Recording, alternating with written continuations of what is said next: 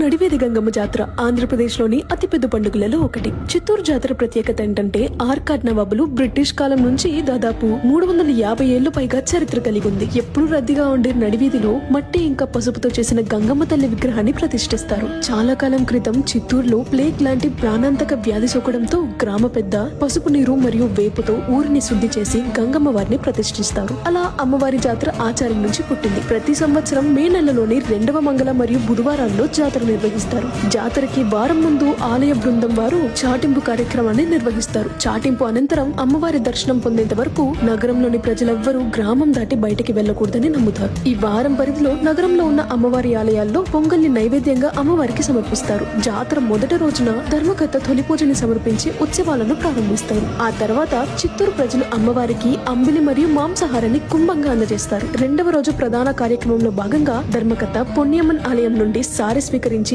నడివీధి గంగమ్మకు సమర్పించి నిమజ్జన యాత్రను ప్రారంభిస్తారు. దేశంలో ఎక్కడా లేని విధంగా ఓం శక్తి భక్తి యాత్ర అంగరంగ వైభవంగా కనుల విందుగా జరుగుతుంది. ఈ జాతరను చూడటానికి చుట్టుపక్కల ప్రాంతాల నుండి లక్షలాది మంది తరలివస్తారు. చివరిగా గంగమ్మ తల్లిని నగర సమీపంలోని కట్టమంచి